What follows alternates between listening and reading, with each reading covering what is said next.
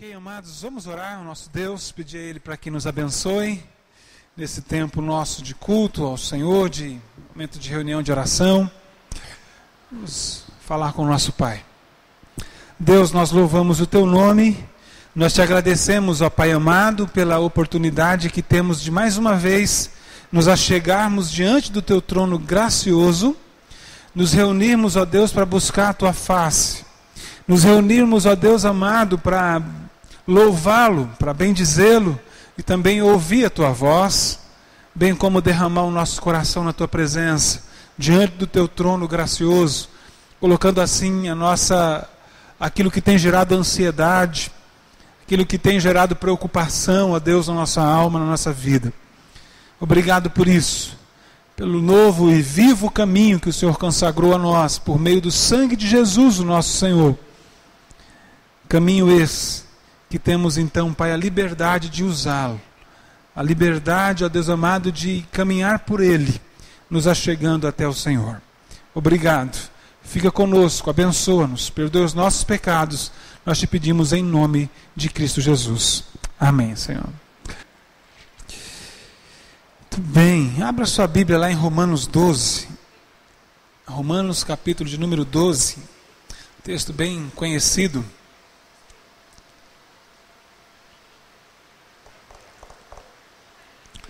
Romanos 12, verso 1 e 2 apenas.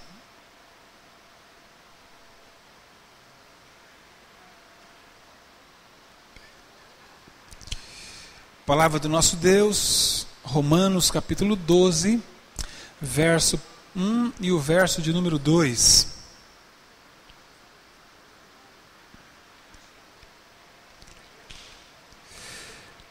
Palavra do nosso Deus diz-nos assim: rogo-vos, pois, irmãos, pelas misericórdias de Deus, que apresenteis o vosso corpo por sacrifício vivo, santo e agradável a Deus, que é o vosso culto racional. E não vos conformeis com este século, mas transformai-vos pela renovação da vossa mente, para que experimenteis qual seja a boa, agradável e perfeita vontade de Deus. Vamos orar. Senhor Deus, nós louvamos o Teu nome, pela Tua grandeza, a Tua majestade, ó Pai. Te agradecemos, ó Pai Santo, porque mesmo sendo o Senhor tão grande, sendo o Senhor, ó Pai, um Deus que se basta, um Deus que é todo completo, não precisando de nada e de ninguém, o Senhor nos alcançou, Pai amado. O Senhor veio ao nosso encontro e tem nos transformado, tem nos dado a graça, o privilégio de podermos Te servir, Te adorar, Te bendizer. Obrigado por isso, Pai. Deus, queremos Te pedir para que o Senhor fale ao nosso coração por meio da Sua palavra, para que o Senhor ilumine a nossa mente, para que entendamos a Tua palavra e tenhamos então o nosso coração, Pai, transformado, renovado por ela. Em nome de Jesus. Amém, Senhor. Muito bem.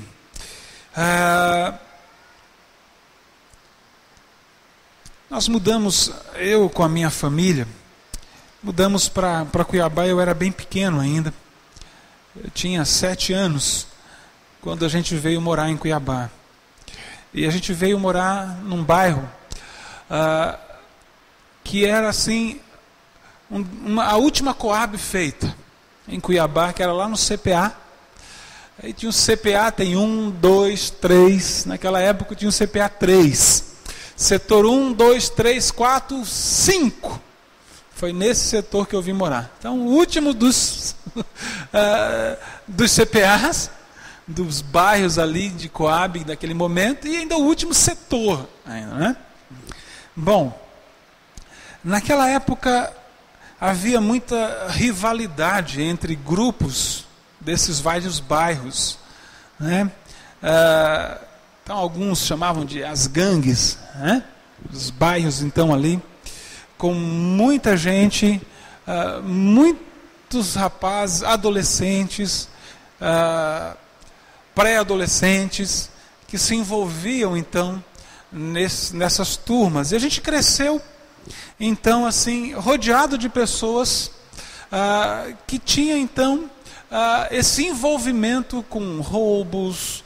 As drogas ainda era uma coisa ainda não tão forte como é hoje em dia, mas roubos, bebidas, era algo que era bastante praticado por eles. Então, de vez em quando eles estavam conversando entre eles, a gente não conhecia ainda o linguajar, dizia, então, e aí, como é que foi lá o varal? Foi legal? Nossa, fizemos um varal bacana dessa vez. Eles estavam falando de roubo de roupa que eles haviam feito nas casas. Então eles passavam, viam as roupas, e fazer o varal significava roubar as roupas do varal, então, que o povo estendia para secar. E assim, supermercados, um monte de coisa. E esses eram as pessoas, os meninos que a gente jogava bola com eles, os meninos que a gente estudava com eles. Então, no meio desse tipo de pessoas que de vez em quando um ou outro recebia uma facada em brigas de gangues, cadê fulano, não veio jogar bola hoje? Ele teve um problema ontem, lá, uma briga lá, não sei o que e tal, ele levou uma facada. E era assim. Eu, meus irmãos, sempre gostamos de futebol, jogávamos bola, tínhamos ali uma amizade com essas pessoas, ou pelo menos éramos colegas delas. O fato é que, mesmo crescendo entre pessoas, muitos deles hoje já mortos por causa do crime, alguns presos, alguns se tornaram traficantes, e muitos conseguiram também viver, mesmo entre eles, depois serem regenerados aí numa fase de mais maturidade, abandonando tudo. O fato é que minha mãe então nos criou, meu pai, minha mãe nos criou na situação que eles podiam criar, mesmo em meio a esse tipo de vizinhos, esse tipo de pessoas que eles não tinham como não nos deixar brincar se não fosse com eles. Como que a gente ia jogar bola se não fosse com eles? Como é que a gente ia então para estudar se não fosse na mesma escola que eles estudavam? Mas mesmo vivendo dentro desse contexto, nem eu e nenhum dos meus irmãos jamais nos envolvemos com nenhuma briga, com nenhum tipo de roubo, com nenhum tipo de problema na escola em que essas pessoas eram envolvidas. Sempre nossos pais, mais era a minha mãe que ia à escola, como na maioria das vezes, né? Sempre recebia elogios dos filhos pela educação que eles tinham, pela maneira com que eles respeitavam, como estudavam, não só respeitando os professores, os colegas e assim. O fato é que uma boa educação em casa nos livrou de nos envolver com coisas erradas e agir de maneira errada. O texto que a gente leu também fala de situações que existem à nossa volta, mas que nós, mesmo estando com elas à nossa volta, nós temos condições de não nos envolvermos com elas, de não sermos transformados de acordo com as coisas que estão ao nosso redor, mas sermos constantemente dirigidos e transformados por algo que vem não das coisas exteriores, mas de Deus para a nossa vida. Assim como a educação dos meus pais me levou a não viver o envolvimento com essas pessoas errado, algo que eu recebia internamente dentro da minha casa, me livrou de externamente tornar então ali alguém levado pelo tipo de atitudes daqueles meninos que se envolviam em gangues, em brigas, em roubos. O texto que a gente está leu, Romanos 12, nos mostra que nós recebemos e temos recebido de Deus também algo que pode nos blindar de toda e qualquer influência do mundo, de toda e qualquer influência externa, por mais forte, por mais apelativa que ela seja. Rogo-vos, pois, irmãos, pelas misericórdias de Deus, que apresenteis o vosso corpo por sacrifício vivo, santo e agradável a Deus, que é o vosso culto racional. Paulo está falando para a igreja de Roma, os irmãos da igreja de Roma, para que eles mantivessem então uma postura de vida cristã. Que eles mantivessem então uma conduta que pudesse identificá-los como pessoas que serviam, que adoravam a Deus, que amavam a Deus. Estou rogando a vocês para que vocês não venham se deixar ser conformado com aquilo que é exterior, com aquilo que vocês percebem que existe no mundo. Mas, pelo contrário, procedam continuamente, entendendo que a vida de vocês é um culto a Deus, um culto que deve ser agradável. Por isso, portem-se de maneira santa, de maneira agradável, entendendo que a vida de vocês deve ser toda para Deus. Mas como viver isso? Como não se deixar influenciar pela pressão que o mundo exerce, tentando nos tragar, que o mundo exerce, tentando desviar o nosso coração para longe de Deus e abraçarmos o pecado? Como é que nós podemos viver isso? E aí Paulo, no verso 2, vem nos dizer: e não vos conformeis então com este século mundo, mas transformai-vos pela renovação da vossa mente, para que experimenteis qual seja a boa, agradável e perfeita vontade de Deus. Nós fomos transformados por Deus. Deus nos alcançou e nos deu um novo coração, uma nova mente. Tudo que era velho se fez novo. A graça de Deus, por meio da obra vicária de Cristo, nos libertou, nos apartou da impiedade, nos levou a viver agora em aliança com Deus. Tudo isso está escrito aí.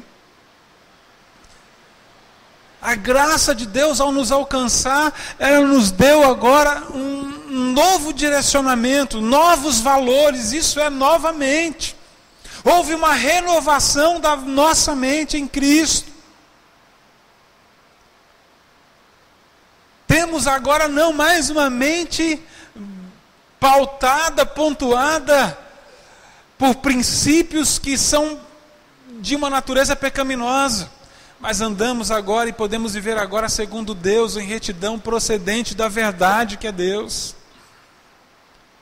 E Paulo então está olhando para as pessoas, os irmãos em Roma, e está dizendo para ele: a maneira de vocês se blindarem contra tudo aquilo que é mundano, contra tudo aquilo que é secular, contra tudo aquilo que vai de maneira contrária aos princípios, à vontade de Deus, é vocês então entenderem e buscarem cada vez mais a obra de Cristo, que trouxe novamente a vocês: transformai-vos pela renovação da vossa mente. A obra de Cristo entrou no seu coração, e ela precisa ser agora aquilo que vai ser como que um motor que vai te levar a transformações constantes. A obra de Cristo foi colocada na sua mente. A sua mente, ao ser transformada agora, ela precisa produzir as transformações no seu ser, no seu caráter, na sua conduta, dia a dia. De maneira que, quando os valores seculares, os valores mundanos vierem como que pressão sobre você, exercendo pressão sobre vocês, vocês terão de onde tirar condições para dizerem não e se afastar do mundo. Assim como na minha infância eu estava sempre com aquelas pessoas e não faltou convites delas para que fizéssemos coisas erradas. para que fizéssemos alguns varais com elas, mas sempre nos lembrávamos dos princípios que constantemente recebíamos no nosso lar. E aquilo que a minha mãe e o meu pai impregnavam no nosso coração, nos dava força para dizer não aos convites, às oportunidades. Muitos deles, ao ir jogar bola, exibiam calçados novos. E nós muitas vezes jogamos bola no cascalho, descalço.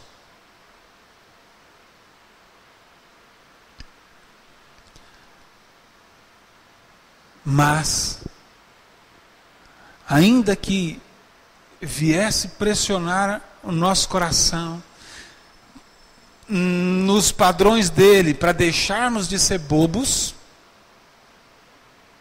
os valores colocado, introjectado na nossa mente, de princípios morais, pautados na Escritura, nos deu força e condições para dizer não.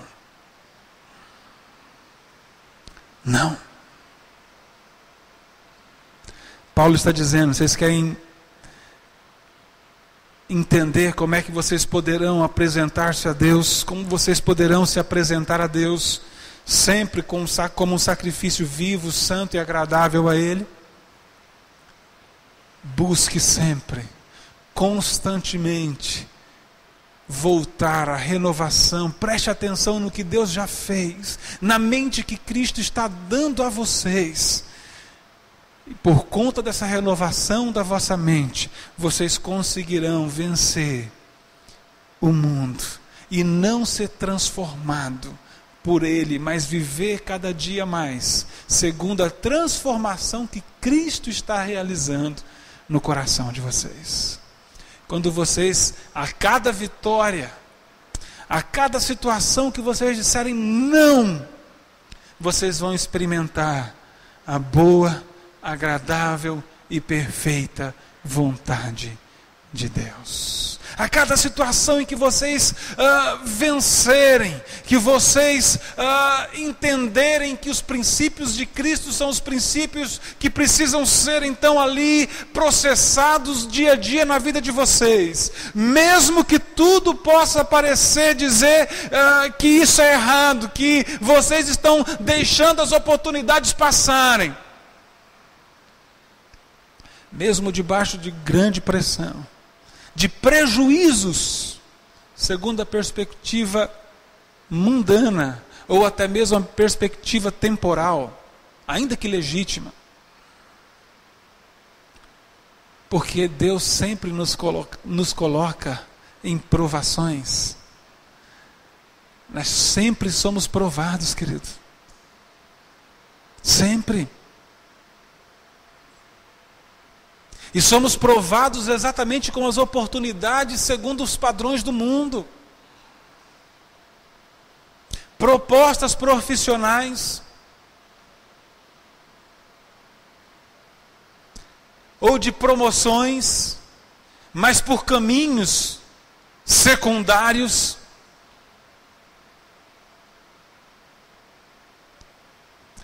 Propostas relacionais.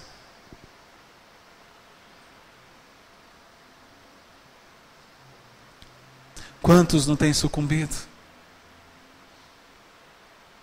Servos de Deus, servas de Deus, que de repente, por não buscar mais e mais a transformação por meio da renovação que Cristo Jesus está realizando, já realizou e está realizando na nossa mente, no nosso coração, por deixarem isso de lado, sucumbiram.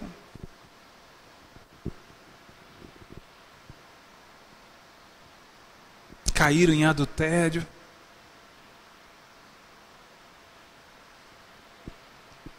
Colaram numa prova.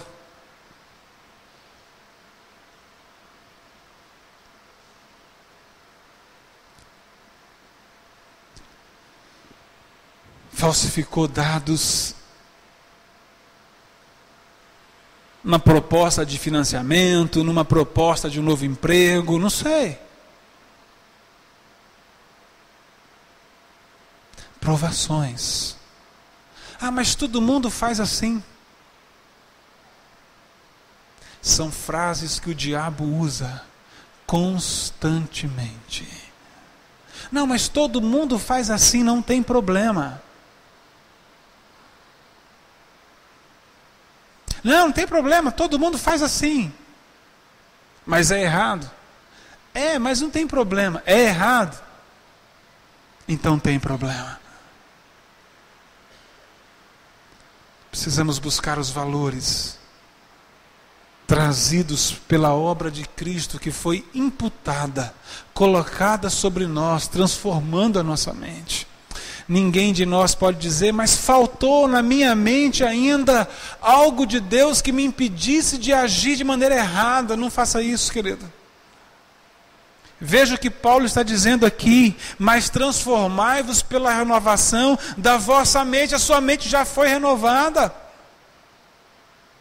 A graça de Deus já foi derramada sobre você.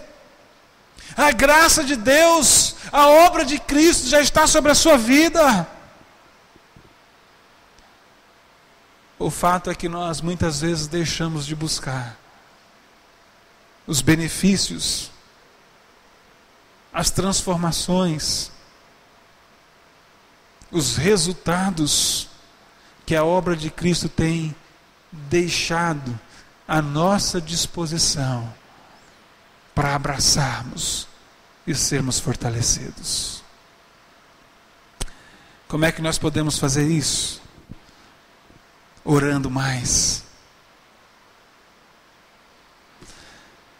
Buscar condições para nos apresentarmos de maneira santa, agradável a Deus.